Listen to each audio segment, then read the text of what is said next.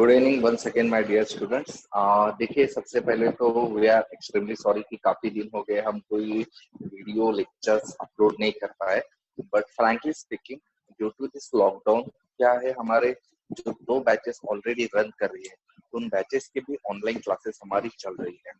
तो जिसके वजह से हम लोगों के लिए टाइम निकाल पाना थोड़ा सा मुश्किल हो रहा है, क्योंकि ऑनलाइन क्लासेस में काफी सारी दिक्कतें भी होती है जिसको हम काफी ज्यादा फेस कर रहे हैं। But well, all that things has been sorted out, क्योंकि देखिए, रिकॉर्डेड क्लास और ऑनलाइन वर्चुअल क्लास ये दोनों अलग अलग कंसेप्ट होते हैं। रिकॉर्डेड क्लास बनाना इतना कोई डिफिकल्ट नहीं होता है, बट रिकॉर्डेड क्लास में कैसा होता है, जो मैं आपको पढ़ा रहा हूँ, हो सकता है कि उस टाइम पर मेरी एक समझाई हुई चीज आप लोग को प्रॉपरली ना समझ में आई हो, लेकिन आप तभी उसको क्लियर नहीं कर पाएंगे, क्लैरिफाई नहीं कर पाते हो। लेकिन वर्चुअल क्लास में क्या होता है, उसको क्लैरिफिकेशन उसका मिल जाता है। तो एक फायदा होता है वर्चुअल क्लास की वजह से।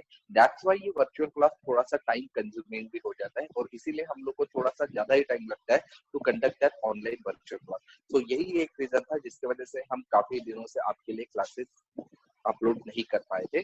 बट वेल, अभी हम चलते हैं हमारे क्लासेस के लिए, हमारे वापस नेक्स्ट टॉपिक के ऊपर। देखिए, लास्ट टाइम पर हम लोगों ने जो डिस्कशन स्टार्ट किया था, वो हमारा चैप्टर था, that was the some basic concepts in chemistry.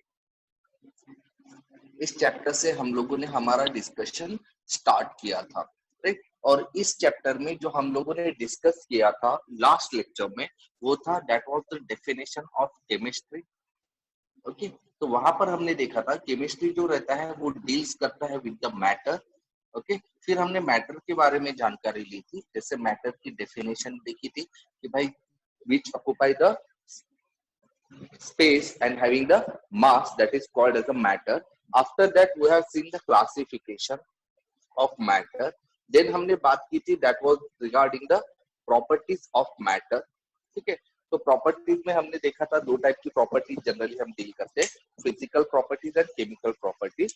तो इसमें हमारा जो मेन कंसर्न था फिलहाल के लिए, वो फिजिकल प्रॉपर्टीज के ऊपर था, क्योंकि हमारा ये जो चैप्टर है ये कहीं ना कहीं फिजिकल प्रॉपर्टीज जो होती है मैटर की, उसके साथ ही ज्यादा डील करता है।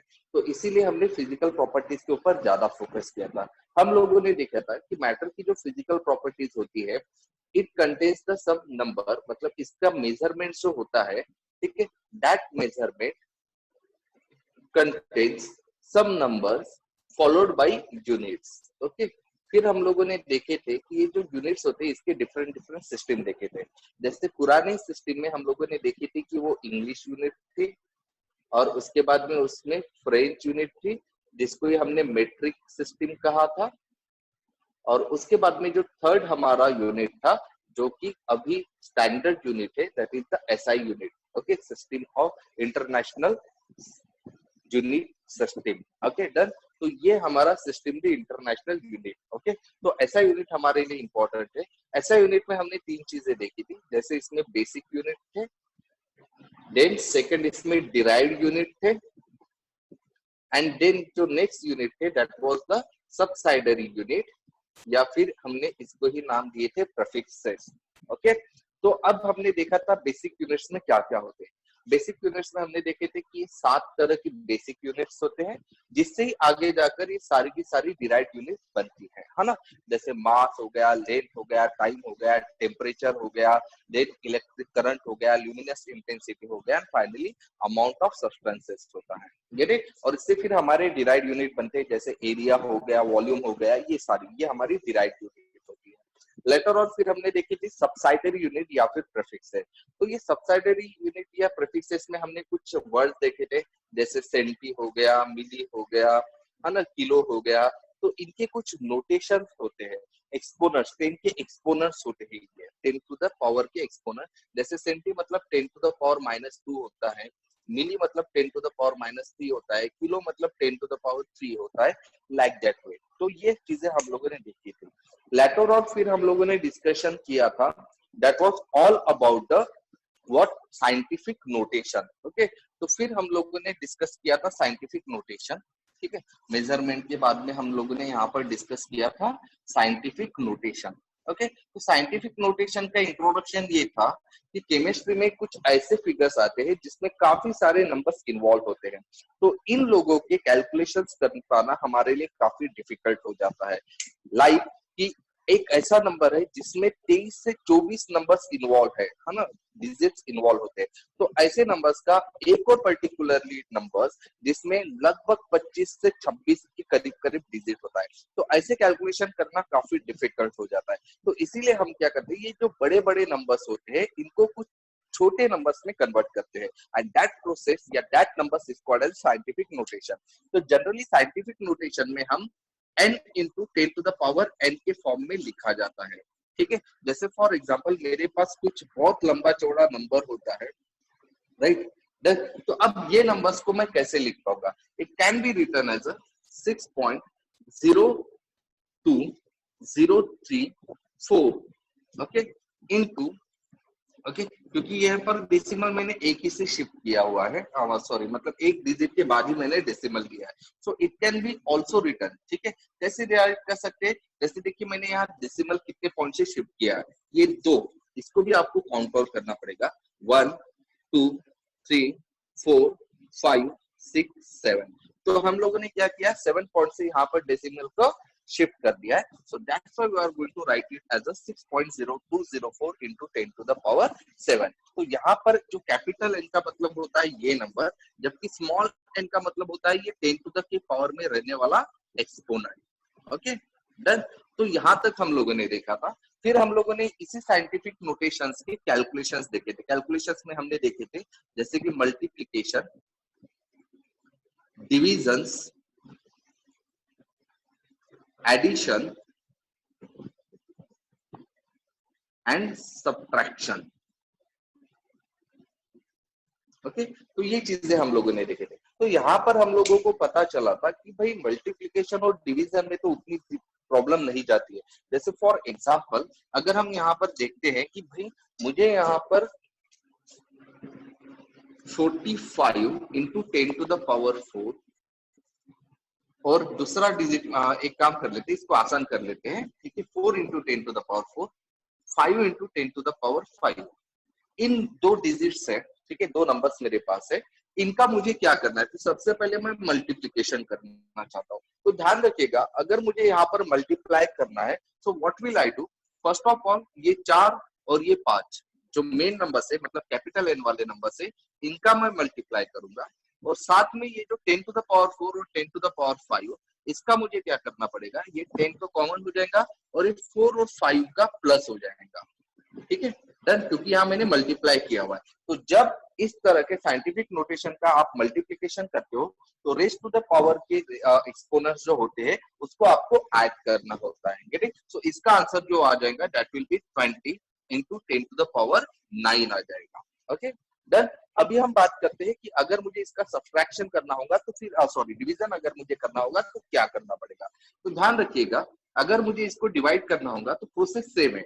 ये जो एन है, कैपिटल एन जो है, ठीक है, इसको आपको डिवाइड करना पड़ेगा। लेटर ऑन ये जो एक्सपोनेंट होते हैं दैट इज 4 और 5, इसका मुझे क्या करना पड़ेगा, सब्ट्रैक्शन। देखिए डिवीजन के टाइम पर मुझे ऐड करना होता है, तो वही मुझे सॉरी मल्टीप्लिकेशन के टाइम पर जहां मैंने ऐड किया था एक्सपोनेंट को, वही डिवीजन के टाइम पर आपको उसका क्या करना होगा, माइनस करना होगा, ठीक। तो 4 - 5, तो इसका आंसर जो आ जाएगा, जैसे आप देख पा रहे हो कि 5 से अगर आप 4 को डिवाइड कर दोगे, ठीक है, तो वो लगभग 0.8 के करीब करीब आ जाएगा, and that will be 10 to the power -1।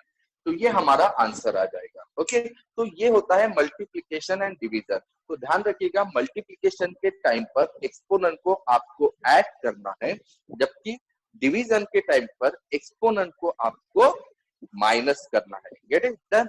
But problem यहाँ नहीं आती, प्रॉब्लम आती है स्पेसिफिकली हम लोग को एडिशन और सब्ट्रैक्शन के टाइम पर, ओके। तो जैसे अगर मुझे इन्हीं दो चीजों को ऐड करना है, ओके, तो एडिशन के टाइम पर आपको क्या करना है, फर्स्ट ऑफ ऑल ये दो एन है इनको तो आपको ऐड करना ही है, बराबर है। बट इसको डायरेक्टली ऐड करने के पहले एक चेंज आपको यहाँ पर करना पड़ेगा, और वो चेंज क्या होता है, देखिए यहाँ पर जो 10 टू द पावर n मतलब जो एक्सपोनेंशियल टर्म है वो आप लोगों के सेम नहीं है। यहाँ पर 4 है जबकि यहाँ पर 5 है। तो आपको सबसे पहले क्या करना पड़ेगा, इन एक्सपोनेंशियल टर्म को सेम करना पड़ेगा। ठीक है, तो सेम मतलब आइदर आप 10 टू द पावर 4 को 10 टू द पावर 5 में कन्वर्ट कर दो, या फिर 10 टू द पावर 5 को 10 टू द पावर 4 में कन्वर्ट कर दो। तो हम दोनों तरीके से चेक कर लेते हैं। ठीक है, तो फर्स्ट केस में हम क्या करते हैं कि ये 10 टू द पावर 4 को 10 टू द पावर 5 में कन्वर्ट करते हैं। तो ध्यान रखिएगा यहाँ पर, अगर मैंने इसको 10 टू द पावर 5 में कन्वर्ट कर दिया, ओके, ध्यान रखिए मैंने यहाँ एक्सपोनेंशियल जो टर्म है उसको बढ़ाया है। तो जब आप एक्सपोनेंशियल टर्म को बढ़ाते हैं तो अब आपको अपना डेसिमल लेफ्ट साइड पर क्या करना होगा, शिफ्ट करना होगा। कहां पर, लेफ्ट साइड पर। मतलब देखिए अभी फिलहाल इसमें कोई डेसिमल नहीं है, बट आपको पता है जब डेसिमल नहीं होता है तो it is considered that decimal is present after this number, right. तो right now I have to shift this decimal on a left, मतलब ये 4 के बाद वाला डेसिमल 4 के पहले आ जाएगा। सो 4 के पहले आ जाएगा मतलब it will be written as 0.4। What it that, तो मैंने इसको क्या कर लिया, 10 टू द पावर 5 के एक्सपोनेंशियल फॉर्म में कन्वर्ट कर लिया। तो और ये जो है इसको मुझे एज इट इज रहने देना है, 10 टू द पावर 5। अब आप क्या करेंगे, ये वाला टर्म और ये वाला टर्म इसको आप ऐड करेंगे, तो 5 plus 0.4, the answer will be 5.4। Okay, और ये जो 10 टू द पावर 5 है ये कॉमन है, so it will be written as only 10 to the power 5। Get it, so that's your answer.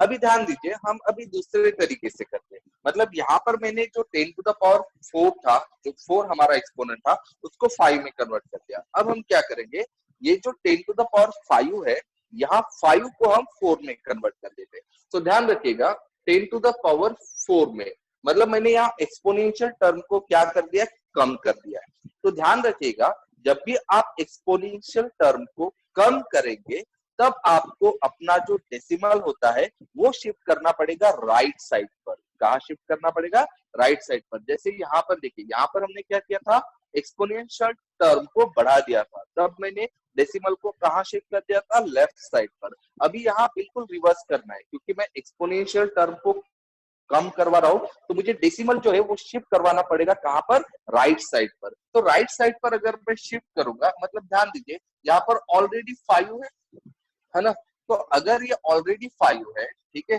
तो फिर ये क्या हो जाएगा, दैट विल बी द 50, क्योंकि एक और शिफ्ट करना है ना। आपको पता है ना डेसिमल के बाद में 0 प्रेजेंट होता है, अगर मैंने इसको और राइट में शिफ्ट कर दिया तो इट बिकम्स 50।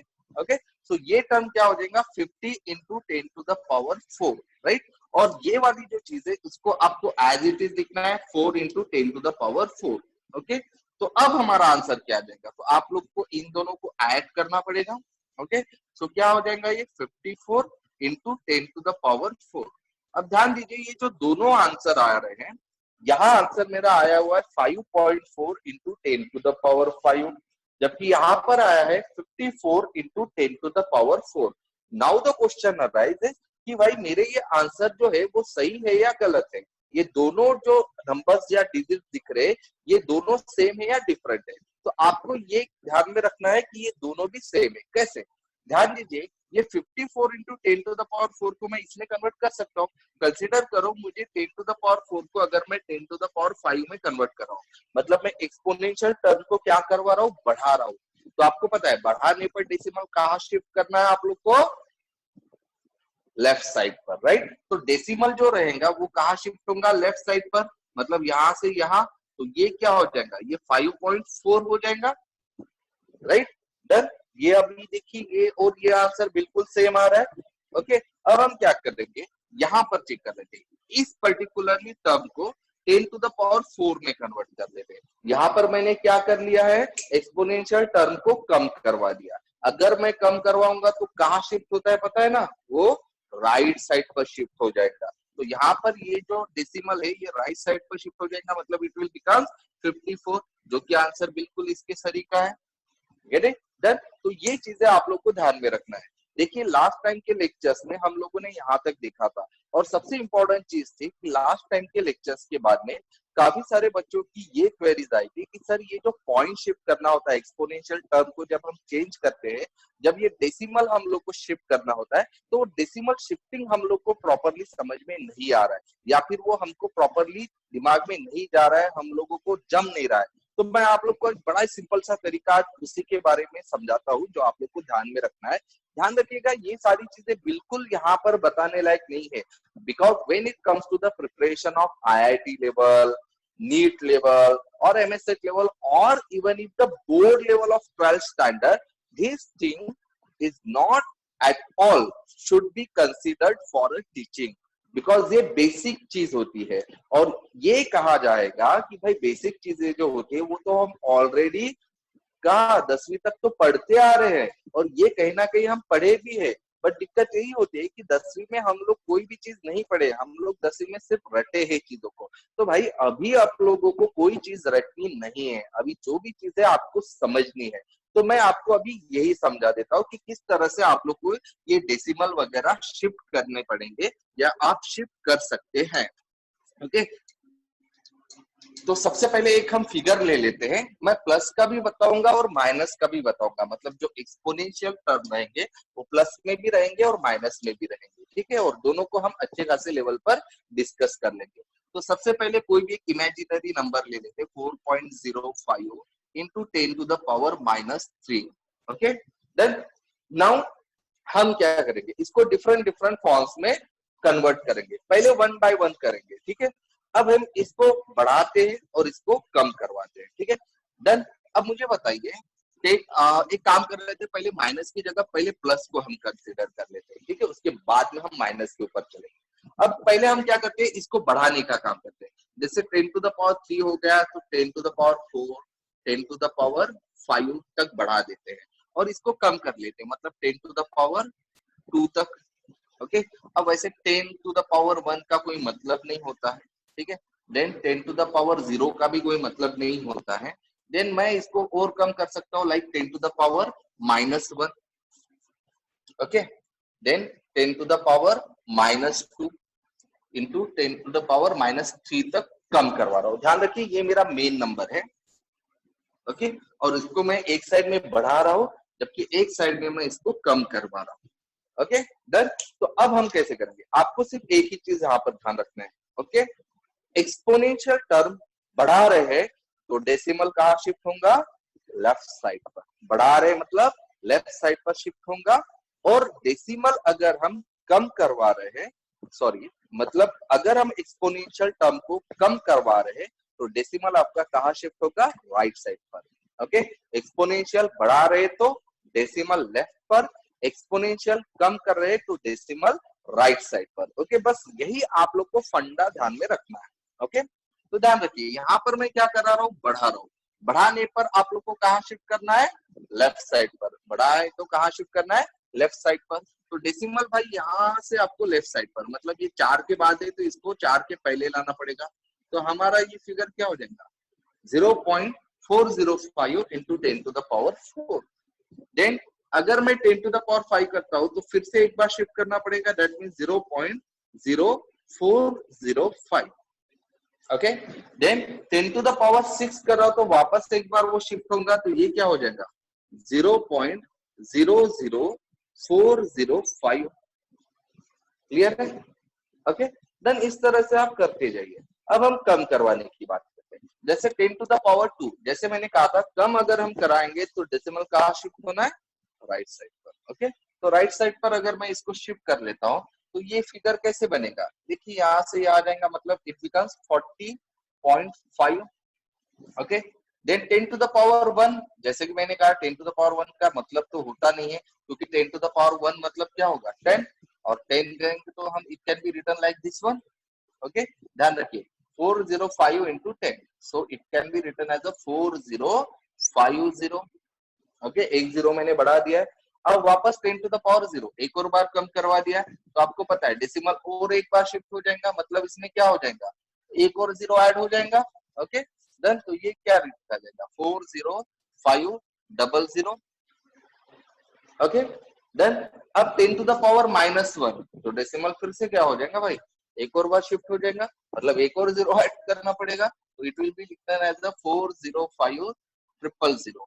ओके, लेकिन अगर आप इसको ऐसा लिखना चाहते हो किस फॉर्म में, 10 टू द पावर -1 के फॉर्म में, तो it will be written as 40500, okay, into 10 to the power -1। Clear है? डन। तो इस तरह से आपको क्या करना पड़ेगा, ये आगे बढ़ाते जाना है। ओके, देन अल्टीमेटली ये 10 टू द पावर -2 में अगर मैं करवा दूंगा तो आप लोग को पता है यहाँ पर क्या होना है, एक और जीरो बढ़ जाएगा। ओके, तो यहाँ पर जब एक और जीरो बढ़ जाएगा तो मुझे क्या करना पड़ेगा, यहाँ लिखना पड़ेगा 405000। Gate it? तो इस तरह से ये नंबर्स चेंज होते हैं। सिंपल सा फंडा है, एक्सपोनेंट को बढ़ा रहा हूं तो डेसिमल लेफ्ट पर शिफ्ट होगा, एक्सपोनेंट को कम करवा रहा हूं तो डेसिमल आप लोगों का राइट पर शिफ्ट होगा। ओके, क्लियर है? डन। तो ये एक सिंपल सा कंसेप्ट होता है, लेकिन ये उतना ही ज्यादा इंपॉर्टेंट है। हाँ, ध्यान में रखना, ये बड़ा ही सिंपल कंसेप्ट है, लेकिन ये कंसेप्ट ही लोगों को धोखा दे जाता है एग्जाम में, क्योंकि उनको एक्सपोनेंट को डेसिमल को शिफ्ट करने ना आने की वजह से सारे के सारे हमारे न्यूमेरिकल सम्स क्या हो जाते हैं, गलत हो जाते हैं। Okay, done. तो अगर कंसीडर कीजिए कि मैं एक यहाँ पर कुछ फिगर लिख रहा हूँ, ठीक है, done, into 10 to the power -1, और मैं आपको बात पूछ रहा हूँ कि इसको मुझे 10 टू द पावर -3 के फ्रैक्शन में लिखना है। ओके, अब ध्यान रखिएगा अच्छे से, मैंने यहाँ पर क्या कर दिया है, एक्सपोनेंट को -1 से -3 में कर दिया। तो मैंने क्या किया है, एक्सपोनेंट को बढ़ाया है या कम किया है, बताइए? -1 -2 -3, तो एक्सपोनेंट को क्या करवा रहा हूँ, बढ़ा रहा हूँ या कम करवा रहा हूँ?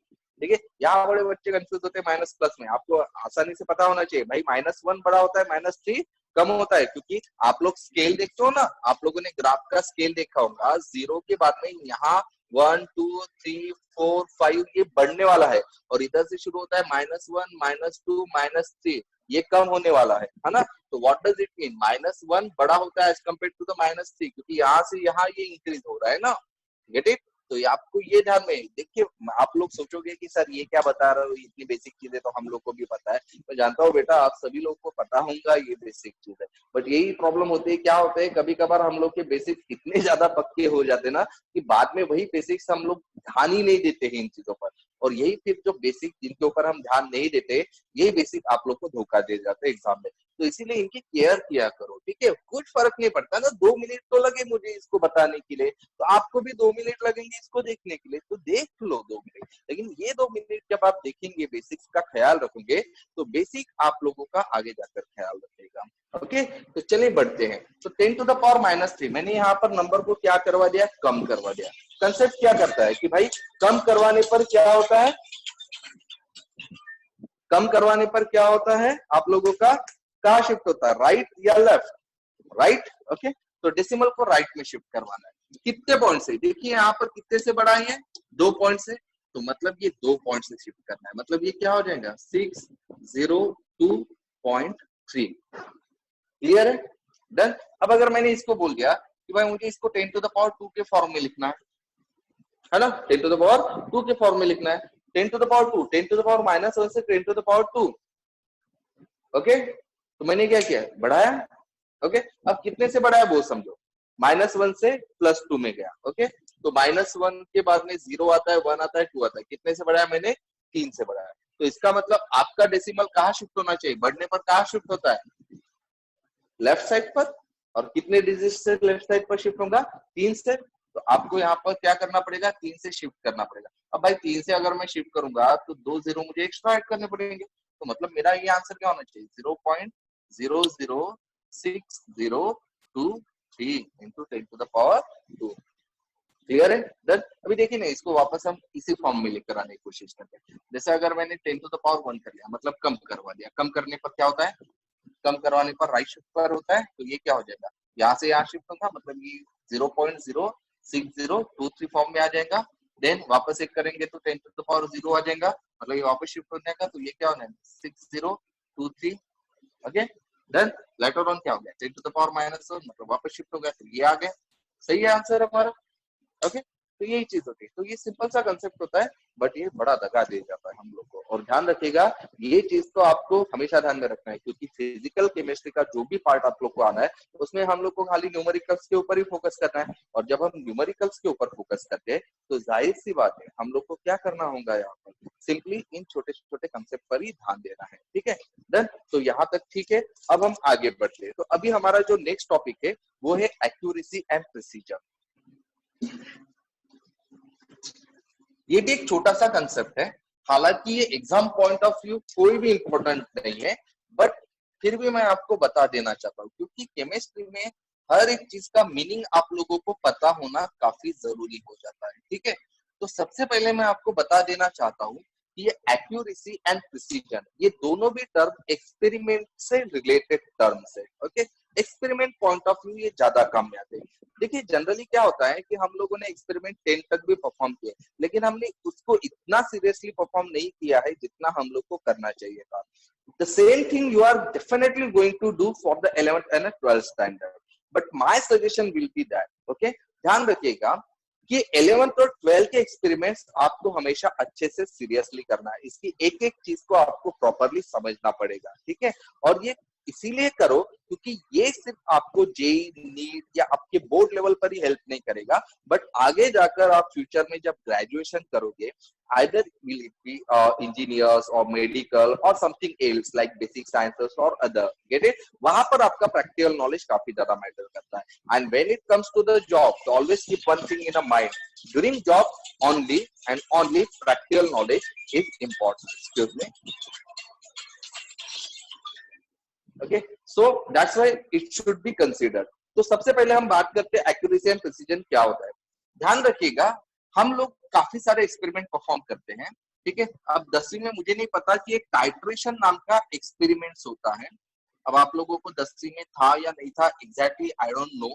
ठीक है, बट हमारे टाइम तो हुआ था, बट कोई प्रॉब्लम नहीं है। टाइट्रेशन भले आपको 10th स्टैंडर्ड में ना हो, but definitely it will going to have you in 11th and 12th standard. Get it?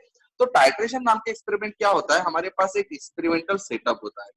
Okay, done. तो ये एक्सपेरिमेंटल सेटअप होता है, इसमें कुछ एक्सपेरिमेंट्स होते हैं जो मैं आप कुछ एपरेटस होते हैं, ठीक है, जिसको मैं शॉर्टली बता देता हूँ, सारे एपरेटस के बारे में बात नहीं करूंगा। जिसमें ब्यूरेट नाम का एपरेटस होता है और एक होता है बीकर। ओके, तो ये टाइट्रेशन एक्सपेरिमेंट में क्या किया जाता है, जैसे टाइट्रेशन एक्सपेरिमेंट बहुत सारे टाइप के होते हैं, लेकिन एक कॉमन टाइप का टाइट्रेशन एक्सपेरिमेंट होता है जिसको हम कहते हैं acid base titration. Of course वही acid base neutralisation, acid base titration reaction. ठीक है, डन। तो excuse me, extremely sorry. So यहाँ पर ये एक्सपेरिमेंटल सेटअप है हमारे पास। तो जैसे मैंने कहा था कि आप लोग को एक कॉमन चीज पता है, एसिड बेस न्यूट्रलाइजेशन रिएक्शन। तो एक तरह का टाइट्रेशन एक्सपेरिमेंट ये भी होता है, एसिड बेस टाइट्रेशन। तो इस एक्सपेरिमेंटल सेटअप में क्या होता है कि जैसे कंसीडर कीजिए इस ब्यूरेट में मैंने कुछ एसिड ले लिया, आई डोंट नो वो एसिड है। ठीक है, अब ये एसिड कोई तो भी एसिड है। ओके, और इस पर्टिकुलरली बीकर में मैंने एक बेस ले लिया। ओके, अब आप लोगों को पता है कि एसिड बेस टाइट्रेशन मतलब रिएक्शन जब होता है तो वहां न्यूट्रलाइजेशन रिएक्शन होता है, it always gives the salt and water. Get it done? तो अब ये रिएक्शन कैसे किया जाता है, ये एक्सपेरिमेंट कैसे परफॉर्म किया जाता है, ध्यान रखिएगा। आप क्या करते हो, इस ब्यूरेट में से, यहाँ पर एक स्टॉप कॉक होता है, इस ब्यूरेट में से ड्रॉप बाय ड्रॉप एसिड इसमें डालते जाएंगे। ठीक है, डन। अब ध्यान रखिएगा कि पर्टिकुलरली यहाँ पर जो मेरा बेस का वॉल्यूम है वो लगभग 20 ml है, कंसीडर कर लीजिए। ठीक है, अब इस 20 ml बेस को न्यूट्रलाइज करने के लिए मुझे एसिड का कितना वॉल्यूम चाहिए, 10 ml चाहिए, 15 ml चाहिए या फिर 20 ml चाहिए, ये मुझे नहीं पता है और यही मुझे डिटरमाइन करना है। और इसको ही डिटरमाइन करने के लिए मैं क्या करूंगा, यहाँ पर ड्रॉप बाय ड्रॉप यहाँ पर एसिड डालते जाऊंगा। Get it? और क्या हो जाएगा, एक पर्टिकुलर चीज ऐसी आ जाएंगी जब यहाँ पर ये रिएक्शन कंप्लीट हो जाएगा। अब सवाल आता है कि भाई आप लोग को कैसे पता चलेगा कि रिएक्शन कंप्लीट हुई है नहीं है। ठीक है, 10th स्टैंडर्ड में आप लोगों ने पढ़ा होगा कि रिएक्शन ये कंप्लीट होती है नहीं होती है, ये फिजिकल तरीके से भी हमको पता चलता है। जैसे फॉर एग्जांपल उसका कलर चेंज होना या फिर वहां पर कोई पीपीटी तैयार होना, है ना, या फिर स्मेल वगैरह वगैरह एक्सेट्रा। तो यहाँ पर भी वही चीज होती है, यहाँ पर क्या होता है, कलर चेंज की वजह से आप लोग को पता लग जाता है। ठीक है, तो ये कलर चेंज होने के लिए इस पर्टिकुलरली चीज में थोड़ा सा आपको एक इंडिकेटर डालना होता है, वो इंडिकेटर क्या होता है ये बाद में आपको पता लग ही जाएगा, अब इसके बारे में मैं ज्यादा डिटेल में नहीं जाऊंगा, ठीक है। तो इंडिकेटर डालने की वजह से क्या हो जाएगा, तो जैसे ये रिएक्शन कंप्लीट हो जाएगा यहाँ पर कलर चेंज हो जाएगा, और जैसे कलर चेंज हो जाएगा आप लोग को पता चल जाएगा कि भाई मेरा रिएक्शन कंप्लीट हो गया। कलर चेंज होने के बाद में मतलब रिएक्शन कंप्लीट होने के बाद में आप यहाँ पर रीडिंग देंगे, तो जैसे एसिड यहाँ से आपने ड्रॉप बाय ड्रॉप डाल दिया, तो ये यहाँ से लेकर यहाँ तक एसिड आपने डाल दिया, तो आप देखेंगे कि यहाँ पर वॉल्यूम कितना है, तो कंसिडर कीजिए कि वो मेरा वॉल्यूम जो था वो 15 ml आ गया। Gate it? तो आप क्या कहेंगे कि भाई एसिड बेस्ड टाइट्रेशन में एसिड का 15 ml मुझे लगा फॉर द कंप्लीट न्यूट्रलाइजेशन, ठीक है। आपने एक्सपेरिमेंट परफॉर्म किया, राइट, और 15 ml आपका रीडिंग आ गया, तो आप क्या कहेंगे यही आपका फाइनल आंसर है? बिल्कुल नहीं। देखिए आप जब आगे एक्सपेरिमेंट करेंगे तो एक ही बार एक्सपेरिमेंट करने पर और एक ही रीडिंग को आप फाइनल रीडिंग नहीं मान सकते, ठीक है, आपको बार बार रीडिंग लेनी पड़ेगी। अब बार बार रीडिंग लेने के पीछे मकसद क्या होता है, देखिए एक्यूरेसी, है ना, आपको पता होगा प्रैक्टिस मेक्स मैन परफेक्ट, हम जितनी बार प्रैक्टिस करेंगे उतना ही हम परफेक्ट होते जाएंगे, सेम चीज यहाँ अप्लाई होती है, ठीक है। आप जितनी बार एक्सपेरिमेंट को रिपीट करेंगे एक्यूरेसी आपकी उतनी ही ज्यादा बढ़ेगी, तो सिर्फ एक ही रीडिंग से आप अपना फाइनल आंसर नहीं बता सकते, आपको बार बार वो एक्सपेरिमेंट करना पड़ेगा। तो चलो वैसे ही मैंने एक्सपेरिमेंट रिपीट करते गया, तो पहली बार मेरा 15 ml आ गया, बट सेकेंड टाइम में मेरा 16 ml आ गया, थर्ड टाइम में मेरा 17 ml आ गया, ओके डन। देन एक दूसरा ये कंसीडर कीजिए कि ये मैंने एक्सपेरिमेंट परफॉर्म किया, अब सेम तरह से आप यहाँ पर एक्सपेरिमेंट परफॉर्म कर रहे हो, आप लोग परफॉर्म कर रहे हो, जैसे आप लोगों का रीडिंग कुछ इस तरह से आया, 14 ml आ गया, ठीक है। एक आप मतलब चलो एक बी नाम का स्टूडेंट है, उसका एक का 14 ml आ गया, देन दूसरा रीडिंग 16 ml आ गया, और तीसरा रीडिंग 19 ml आ गया, ओके। देन थर्ड एक स्टूडेंट था, उसका भी रीडिंग हम यहाँ पर लिख लेते, उसके रीडिंग आ गए थे 18 ml, 17 ml, 19 ml, ये उसके रीडिंग आ गए, ओके। और हम चौथे का भी एक रीडिंग लिख लेते, ठीक है। चौथे का रीडिंग कंसीडर कर लीजिए कि भाई एक का आ गया उसका 19 ml, ओके, दूसरा रीडिंग आ गया उसका 17 ml, और तीसरा रीडिंग आ गया 16 ml, ओके। तो ये उसके रीडिंग आ गए। अब यहाँ पर आता है एक्यूरेसी और प्रिसीजन का मतलब, कंसीडर कीजिए कि मेरा एक्यूरेट या ट्रू वैल्यू है, मतलब इसका एक्चुअल रीडिंग जो आना चाहिए था वो 18 ml, 18 ml should be the accurate reading, okay done. अब हम क्या करेंगे यहाँ पर देखेंगे, जैसे पहले वाले का देखेंगे, पहले वाले का क्या हो गया, अब ये 3 रीडिंग है, 3 रीडिंग में से एग्जैक्टली कौन सी रीडिंग लेना, भाई 3 रीडिंग है तो हम उसका एवरेज ले लेंगे, तो चलो इसका हम एवरेज निकाल लेते हैं। कंसीडर करो कि भाई इसका जो एवरेज है वो 16 ml आ गया, ओके। इसका जो पर्टिकुलरली एवरेज है वो लगभग आप लोगों का 30-40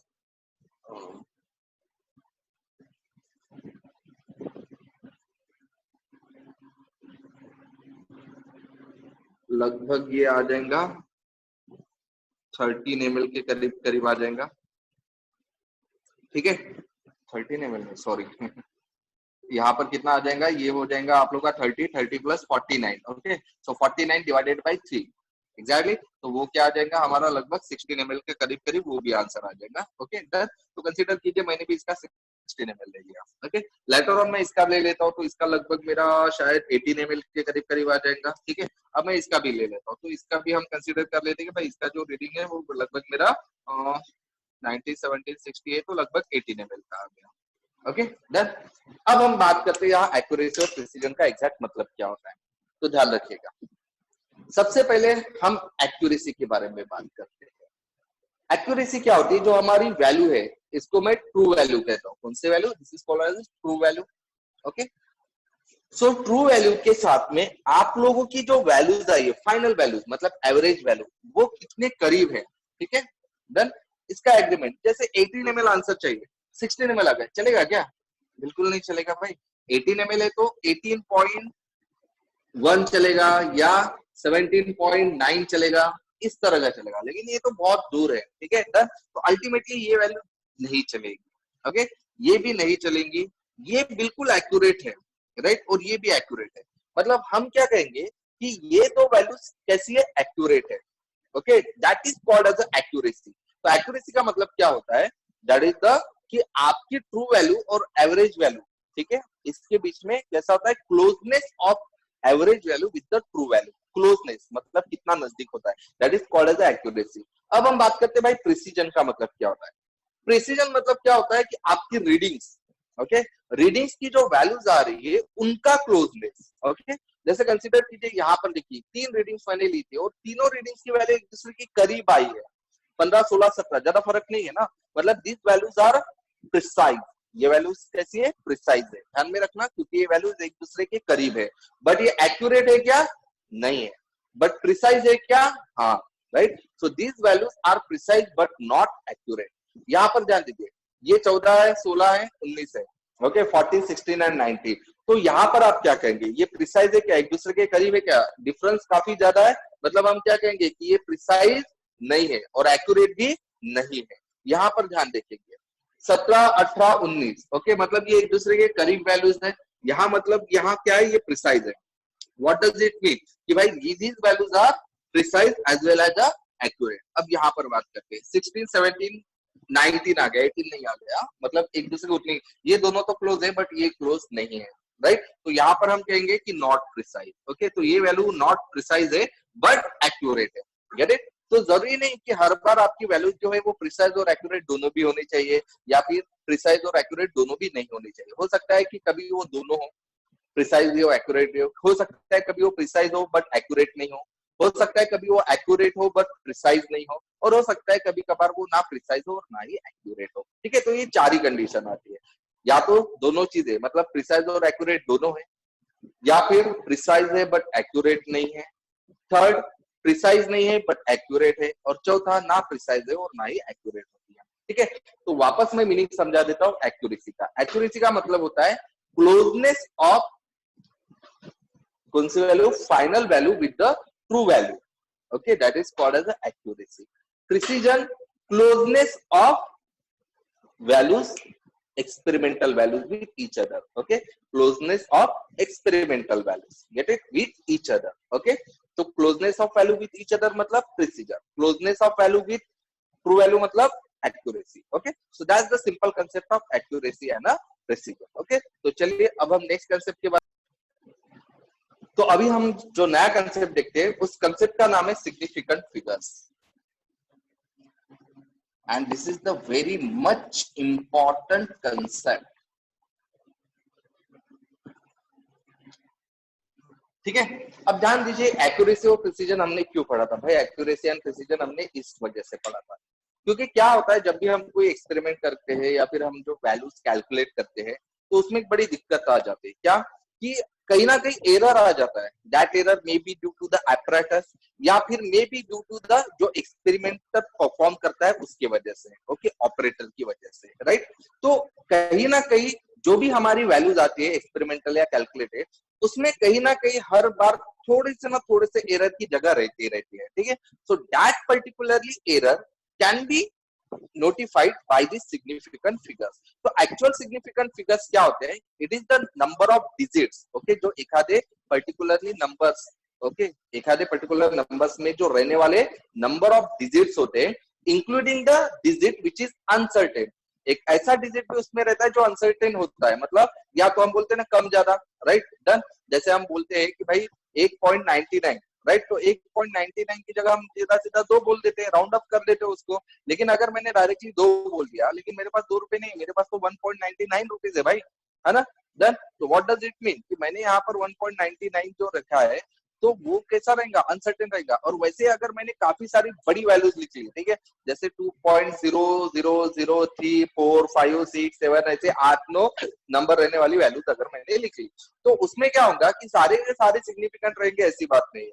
उसमें से हो सकता है कि एक ऐसा भी डिजिट हो जो अनसर्टेन है, मतलब उसके बारे में हमको कोई जानकारी नहीं, वो हो भी सकता है या फिर नहीं भी हो सकता है।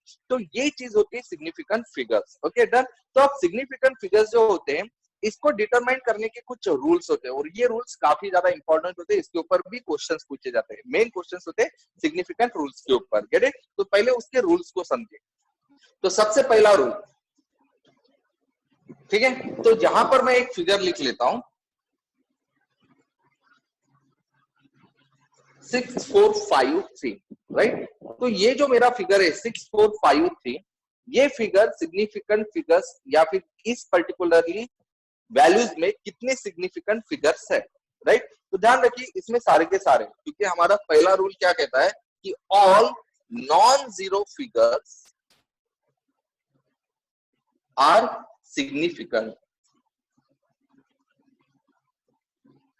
ठीक है, सभी के सभी नॉन जीरो जो फिगर्स होते हैं वो सिग्निफिकेंट होते हैं। Gate it? तो यहाँ 6453 है, तो यहाँ चार सब 6 नॉन जीरो डिजिट है, सिग्निफिकेंट है। 4 नॉन जीरो डिजिट है, सिग्निफिकेंट है।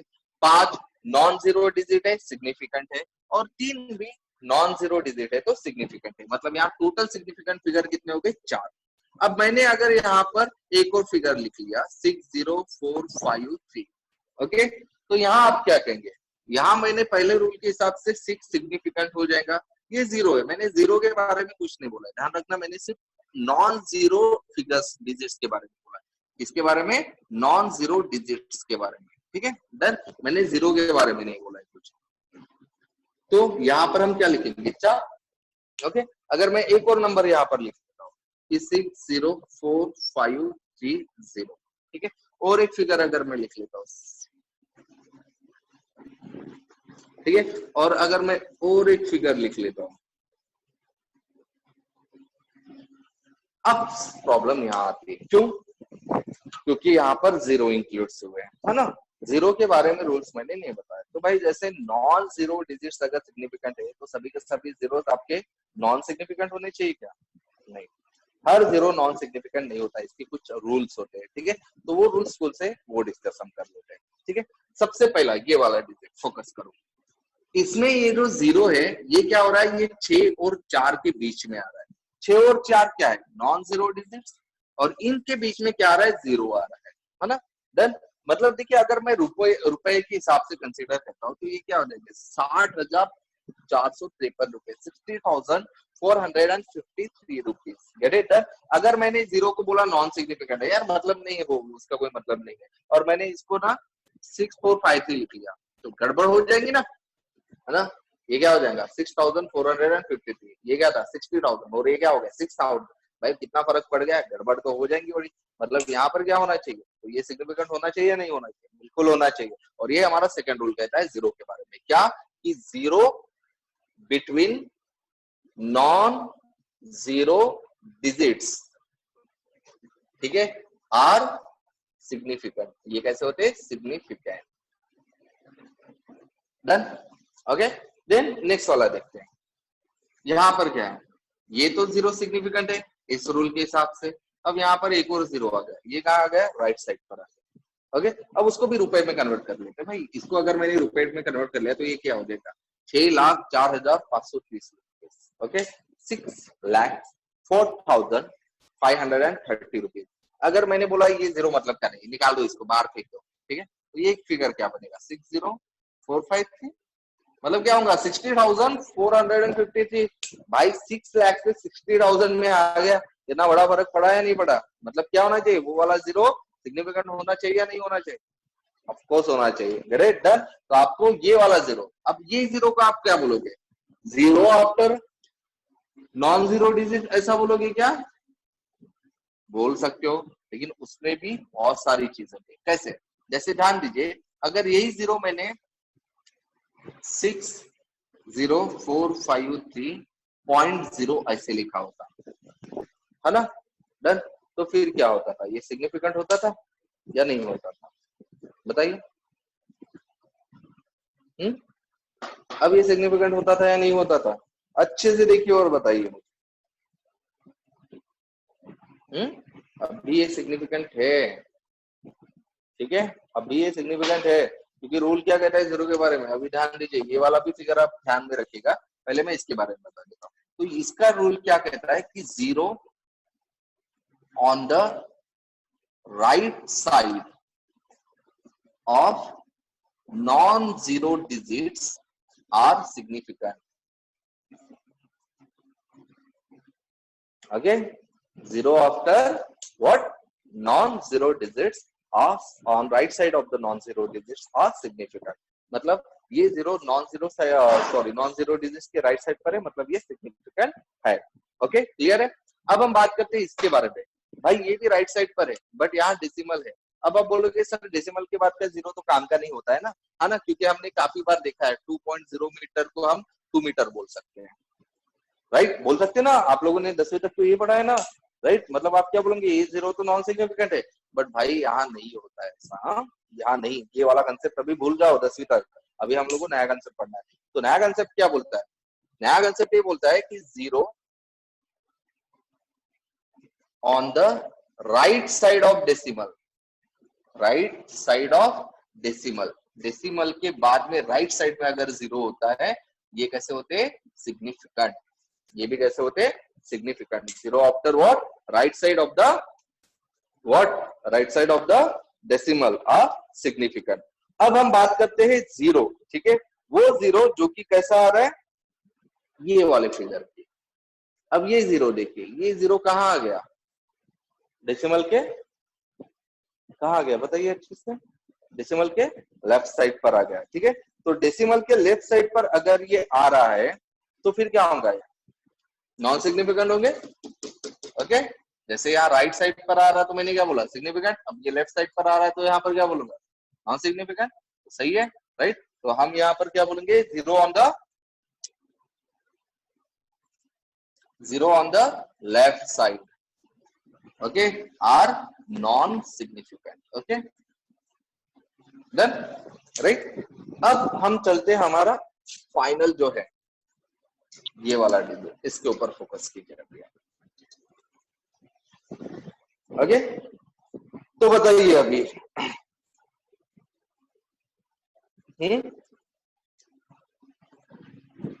सिग्निफिकेंट है या नहीं है भाई। यहाँ देखो ना, यहाँ पर हम क्या बोलेंगे, ये जीरो जो है ये डेसिमल के राइट साइड में है और ये लेफ्ट साइड पर है। आपको पता है लेफ्ट साइड वाला तो नॉन सिग्निफिकेंट होता है, बट राइट साइड वाला तो आप कहेंगे कि सिग्निफिकेंट होता है। करेक्ट है ना, राइट। बट यहाँ पर ये करेक्ट नहीं है। क्यों करेक्ट नहीं है, क्योंकि ध्यान दीजिए ये करेक्ट नहीं है, ये रॉन्ग है। अब रॉन्ग क्यों है उसको समझो, क्योंकि ये जीरो भले ही डेसिमल के राइट साइड पर आ रहा है, जैसे कि कहाँ आ रहा था हमारा, यहाँ पर एक फिगर क्या था ना, राइट, वहां पर आ रहा था ना।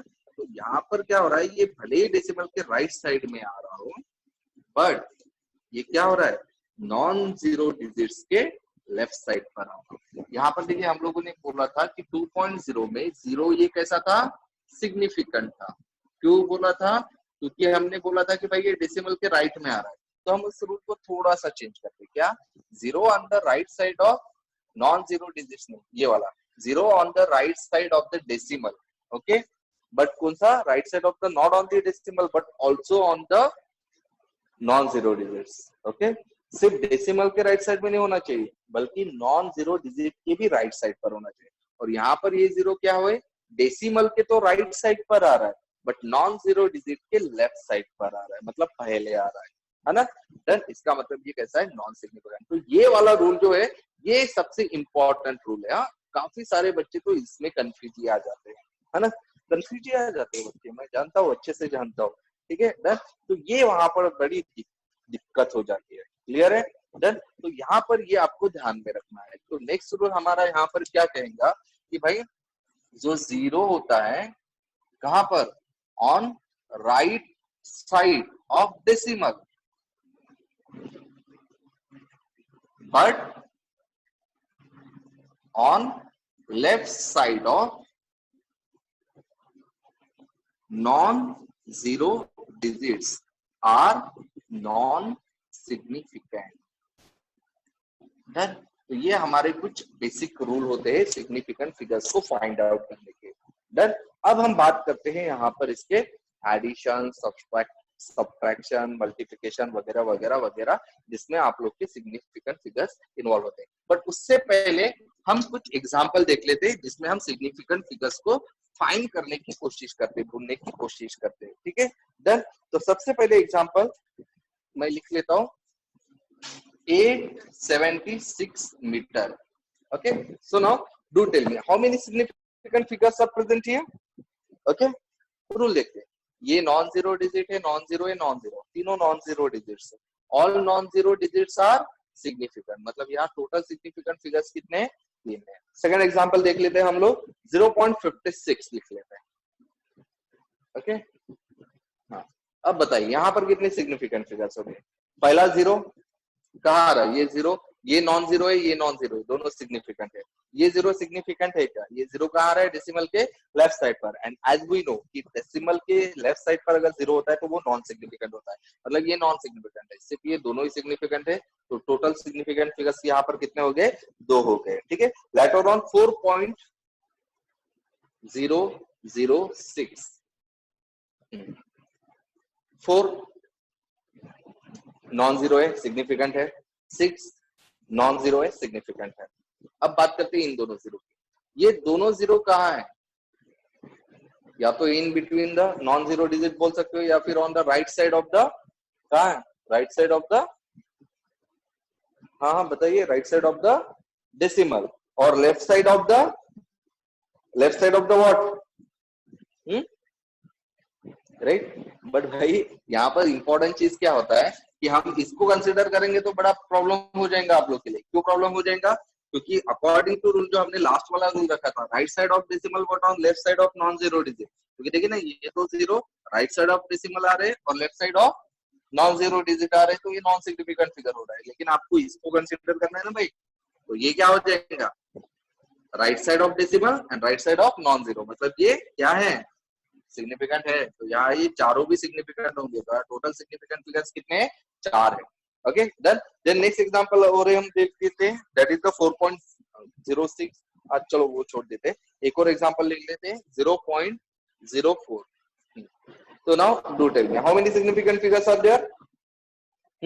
4 नॉन जीरो है, सिग्निफिकेंट है।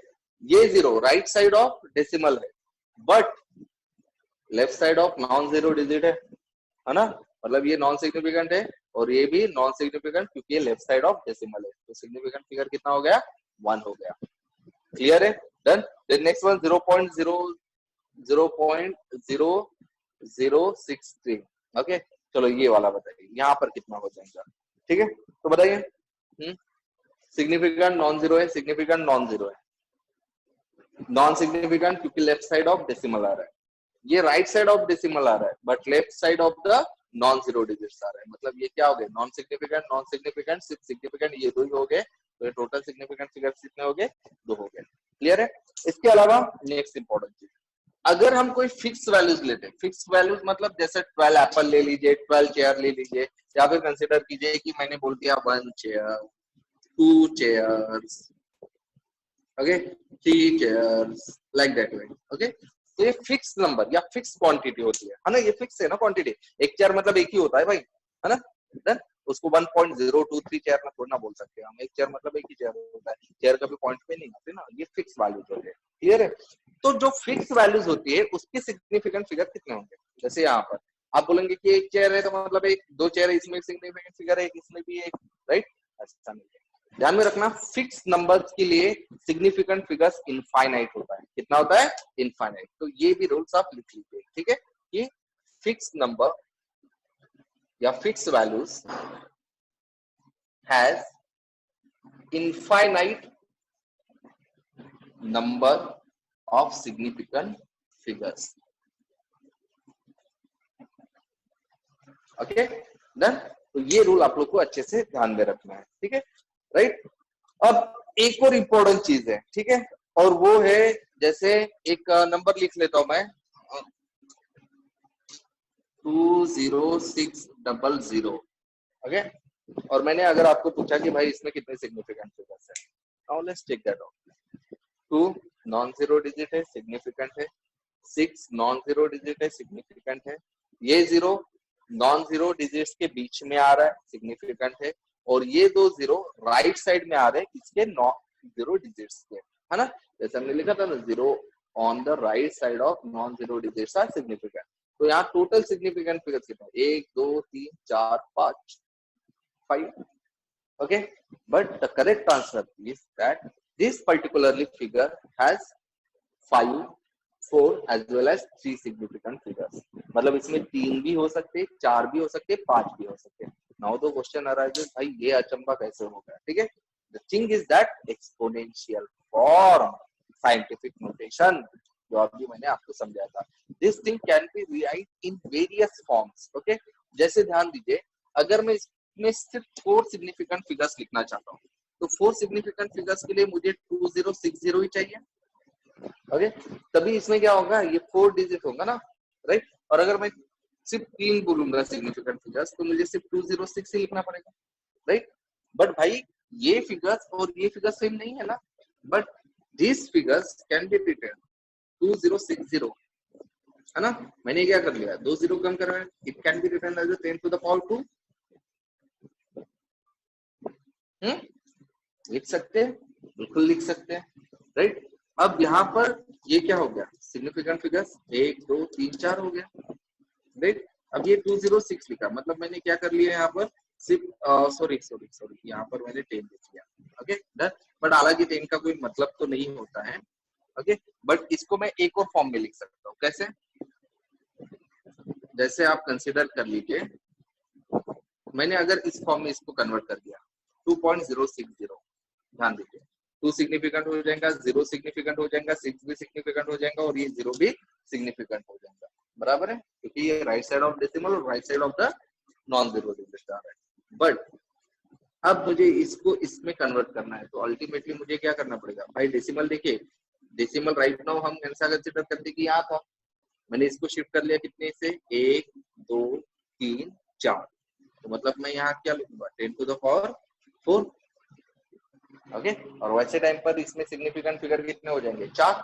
अब मुझे अगर 3 ही सिग्निफिकेंट रखना है, तो मैं ये 0 को भी निकाल दूंगा 2.06, और ये 0 को अगर मैं निकाला, मतलब डेसिमल अगर मैं यहाँ से यहाँ शिफ्ट कर रहा हूँ, ध्यान रखिए डेसिमल में क्या कर रहा हूँ, सॉरी एक 0 को मैं यहाँ पर निकाल रहा हूँ, डेसिमल को कुछ नहीं कर रहा हूँ, सिंपली यहाँ पर निकाल रहा हूँ,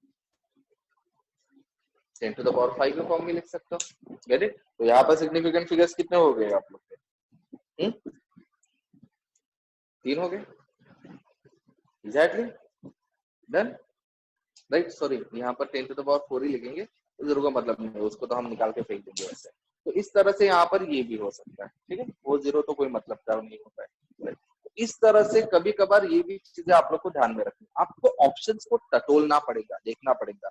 अगर वहां पर कुछ ऐसे ऑप्शन है, तो आप ये चेक करें कि भाई मेरा जो नंबर है वो एक्सपोनेंशियल फॉर्म में मैं कन्वर्ट कर सकता हूँ या नहीं कर सकते, ठीक है। अगर आप उसको एक्सपोनेंशियल फॉर्म में कन्वर्ट कर सकते, तो फिर अगर आपके पास सारे ऑप्शन है, तो उसको एक बार आप चेक जरूर कीजिएगा, ओके डन। तो सवाल ऐसे पूछे जाएंगे, सवाल आसान नहीं पूछे जाते ना, आसान थोड़ी ना पूछे जाएंगे, एक नंबर दे दिए जाएंगे, भाई बोलो कि पूछो बताओ इसमें कितना सिग्निफिकेंट फिगर है, this is not the case actually, okay done. So this is some of the examples regarding the significant figures. अभी हम बात करते हैं नेक्स्ट, ओके। तो नेक्स्ट आता है मल्टीप्लिकेशन, वही जो हमने साइंटिफिक नोटेशन के साथ किया था, multiplication, division, addition and subtraction, okay done. तो इन सब का of significant figures, multiplication, division, addition, subtraction involving significant figures, okay. तो इसमें कुछ रूल्स होते हैं, जो रूल्स आपको अच्छे से ध्यान में रखना पड़ेगा, ठीक है डन। तो सबसे पहले मैं रूल्स डिस्कस करूंगा। अगर आप मल्टीप्लाई एंड डिवीजन करते हो, मल्टीप्लाई या डिवाइड करते हो, तब आप क्या करेंगे, ठीक है, या फिर कुछ भी कर लो, मल्टीप्लिकेशन, डिवीजन, या फिर इवन सब्ट्रैक्शन एंड एडिशन, कुछ भी कर लो, मतलब हम बोल देते हैं कि सारी चीजें, मतलब सबके लिए एक ही रूल अप्लाई कर देते हैं। हालांकि इसमें थोड़ा सा एक डिफरेंस होता है, बट वो हमारे लिए उतना मैटर नहीं करता है, और हायर लेवल पर आपके लिए ज्यादा इंपॉर्टेंट हो जाएगा, ठीक है डन। तो अभी यहाँ पर सबसे इंपॉर्टेंट रूल क्या कहता है आप लोग का, रूल एक ही कहता है, राइट, कि जो भी हम लोग का आंसर रहेगा दैट शुड बी रिपोर्टेड, ठीक है, with the number involving minimum significant figures, okay, ध्यान में रखना, the answer should be reported in a figure or in a number having minimum significant figures, okay done। Consider कीजिए कि मेरे पास कुछ values हैं, ठीक है, जैसे मैंने कर दिया 4.05 6.05, ओके, और मैंने बोल दिया इसका मल्टीप्लिकेशन मुझे करना है, ठीक है डन। तो मल्टीप्लिकेशन तो आसान है, 4.0 मतलब तो 0 ही होता है, सॉरी 4.0 मतलब 4 ही होता है, ठीक है। तो इसको हम कर लेते हैं, ठीक है, जो भी आंसर आ जाएगा। एक काम करता हूँ मैं, अभी कैलकुलेशन करने की जगह कुछ जो न्यूमेरिकल दिए हैं, ठीक है, स्टैंडर्ड न्यूमेरिकल्स, उसको मैं डायरेक्टली कर लेता हूँ, ठीक है। जैसे फॉर एग्जाम्पल कर लेते हैं हम लोग सबसे पहले एडिशन 4.5 इंटू 2.15, ठीक है। और इसका आंसर भी मैं बता देता हूँ, इसका आंसर आ रहा है 9.675, ओके डन। तो अब ये मेरा आंसर है, राइट। अब आपको बताना है कि ये जो मेरा फाइनल आंसर है इसको मैं एज इट इज लिख लूं या फिर इसको मैं लिख लूं एज अ 9.67, या फिर मैं इसको लिखूं एज अ 9.6, चलेगा क्या?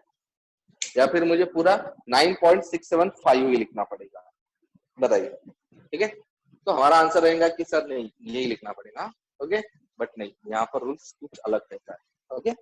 तो जब हम एडिशन, मल्टीप्लिकेशन, सब्ट्रैक्शन, डिवीजन कुछ भी करते हो जिसमें सिग्निफिकेंट फिगर्स इन्वॉल्व है, तो उसका रूल यही कहता है कि भाई जो हमारा आंसर है that should be reported with minimum significant figures. What does it mean? जैसे यहाँ पर मैंने इन दोनों का मल्टीप्लिकेशन किया, इसमें कितने सिग्निफिकेंट फिगर्स से? 2। इसमें कितने सिग्निफिकेंट फिगर्स से? 3। कम सिग्निफिकेंट फिगर्स कौन सा है? 2।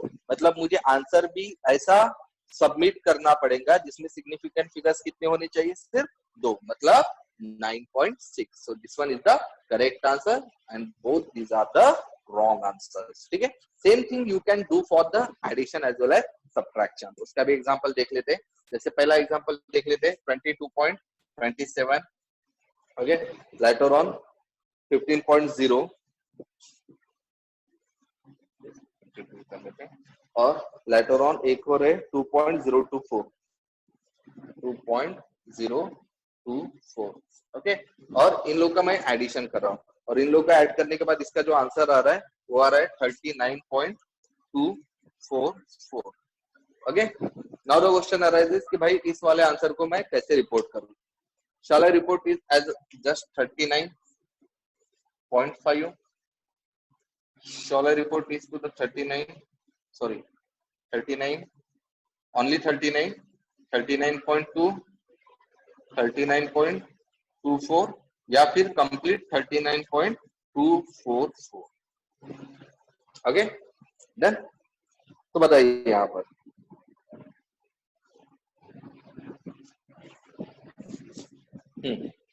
ये एडिशन और सब्ट्रैक्शन के लिए रूल होता है, मैंने बोला थोड़ा सा डिफरेंट होता है, ठीक है। तो बताइए यहाँ पर भी आप मिनिमम सिग्निफिकेंट फिगर्स वाले रूल के हिसाब से जाएंगे क्या? नहीं, ओके। यहाँ पर आपको क्या होना है, डेसिमल के बाद डेसिमल वाला एक रूल होता है, वो मैं बता देता हूँ। एडिशन या सब्ट्रैक्शन के टाइम पर आप लोग ये देखिएगा, अगर नंबर्स आप लोग के डेसिमल में है तो, ठीक है, कि डेसिमल के बाद में मिनिमम कितना नंबर्स आ रहा है। जैसे यहाँ पर देखिए डेसिमल के बाद कितने नंबर है? 2 नंबर है। यहाँ पर डेसिमल के बाद में खाली 1 नंबर है, जबकि यहाँ डेसिमल के बाद में कितने नंबर है? 3 नंबर है। तो आपको क्या से रिपोर्ट करना है आंसर को? आंसर को आपको मिनिमम जो नंबर है डेसिमल के बाद उस फॉर्म में, तो मिनिमम कितना है डेसिमल के बाद में? तो आप अपना आंसर कैसे रिपोर्ट करेंगे? डेसिमल के बाद में सिर्फ 1 डिजिट तक, मतलब 39.2, ये आप लोगों का आंसर होना चाहिए। क्या होना चाहिए? 39.2, ठीक है डन। तो ये कुछ हमारे एडिशन, सब्ट्रैक्शन वगैरह होते हैं जो हम सिग्निफिकेंट फिगर्स इसमें इन्वॉल्व होते हैं, ठीक है। अब हम नेक्स्ट टॉपिक पर जाते हैं।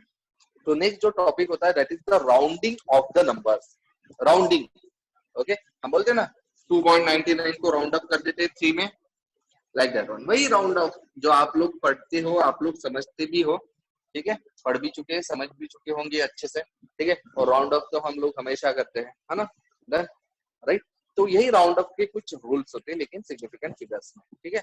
सबसे पहला रूल क्या होता है, ठीक है, तो देखिए अगर आपका पर्टिकुलरली फाइनल नंबर, जैसे फॉर एग्जांपल रूल्स ये होता है कि अगर आपका लास्ट वाला नंबर जिसको मुझे राउंड अप करना है, लास्ट वाला नंबर 5 से अगर ज्यादा होता है, पता है ना, रूल बड़ा सिंपल होता है, आप लोगों को पता है।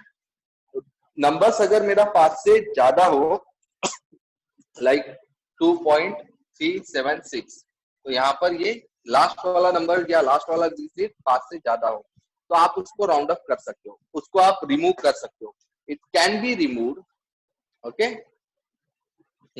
बट इसको आप जब रिमूव करेंगे तो इसके पहले वाला नंबर, प्रीसीडिंग नंबर, उसको आपको क्या करना पड़ेगा? 1 से ऐड करना पड़ेगा। क्या करना पड़ेगा? 1 से ऐड करना पड़ेगा। मतलब ये 7 का क्या हो जाएगा? 8, मतलब ये क्या हो जाएगा? 2.38। ये सिंपल रूल है जो आप लोग को पता है राउंड अप के, ठीक है, कि लास्ट वाला डिजिट अगर 5 से ज्यादा है, बड़ा है, तो आप उसका पहले वाले नंबर को क्या करोगे, 1 से बढ़ा देते हो। मतलब जैसे यहाँ पर 6 5 से ज्यादा था, तो आपने उससे पहले वाले नंबर 7 को 1 से बढ़ा दिया, मतलब 8 करवा दिया, और 2.38 आप लोगों ने उसको राउंड अप कर दिया। अब नेक्स्ट रूल, अगर आपका लास्ट वाला नंबर जो होता है वो कैसा होता है, 5 से अगर कम होता है, ठीक है, डन, तो फिर आप क्या करेंगे, जैसे फॉर एग्जांपल यहाँ पर ले लेते हैं 2.384, ओके, 2.384 ये मैं एक नंबर ले लेता हूँ।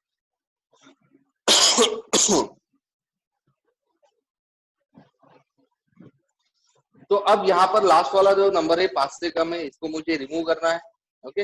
अब क्या करना पड़ेगा, तो इसका जो प्रीसीडिंग नंबर है, जैसे यहाँ पर मैंने 6 जो 5 से बड़ा था उसको रिमूव किया, तो प्रीसीडिंग नंबर को क्या कर लिया, 1 से बढ़ा दिया था। तो यहाँ पर जो प्रीसीडिंग नंबर है जो कि 8 है, उसको मैं क्या करूंगा, कम करवा दूंगा, नहीं, उसको एज इट इज रहने देना है, 2.38 ही लिखेंगे हम इसको, क्या लिखेंगे उसको, 2.38 ही लिखना है आप लोग को, क्लियर है, डन।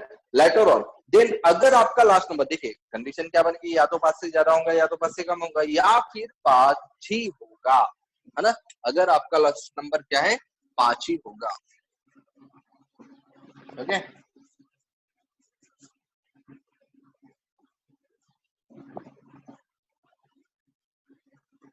ठीक है, अगर आपका लास्ट नंबर 5 ही होगा तो वैसे टाइप पर क्या है, तो यहाँ पर ध्यान रखिएगा, 2 रूल्स काफी ज्यादा इंपॉर्टेंट है, ठीक है, डन। सबसे पहला जो नंबर है वो क्या होगा, 5 अगर लास्ट नंबर है और इसको अगर आप लोग को रिमूव करना है, तो आप लोग इससे पहले वाले नंबर के ऊपर फोकस करेंगे, या तो ये नंबर ऑड होगा, या तो ये नंबर इवन होगा।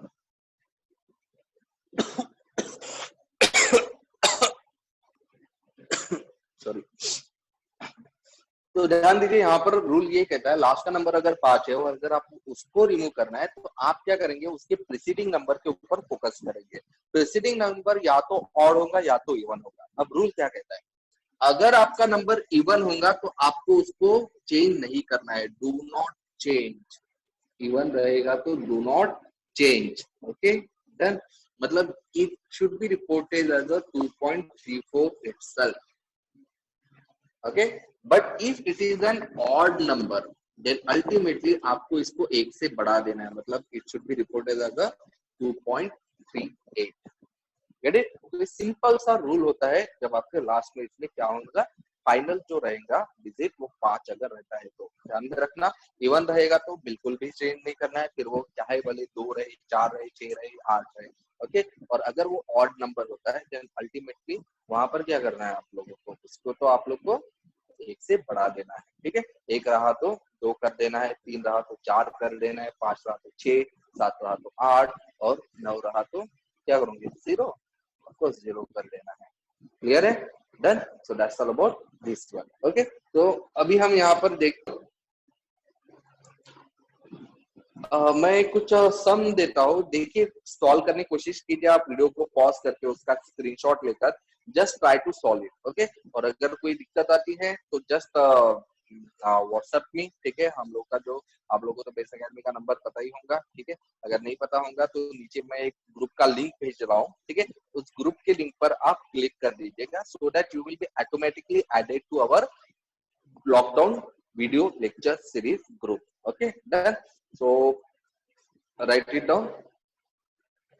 Well, I think it will be really very time consuming if I going to write these all questions on a whiteboard. So rather than, I will do one thing. I request all of you, if you really want to do some exercise regarding this particular topic, then just please be sure that you are going to join that particularly group, okay. I'm sending the link of that particularly group in the description of this video, okay. So go to the description, click on the link of the WhatsApp and join that group, okay. For that purpose, you need to view this video on your mobile, okay. So go to the mobile, if you are viewing it on right now on your desktop or a laptop, then I request you go to the mobile app, YouTube app, okay.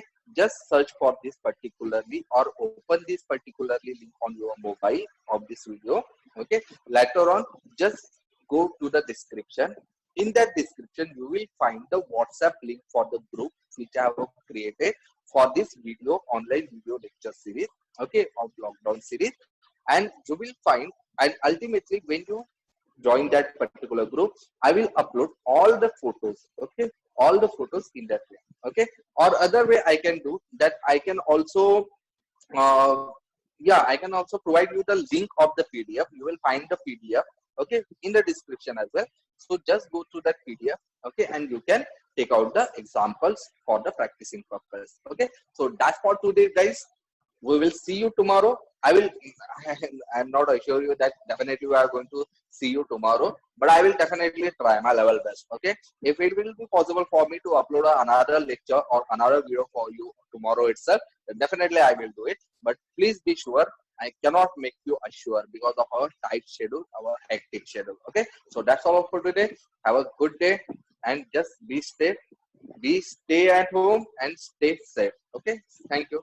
Good day.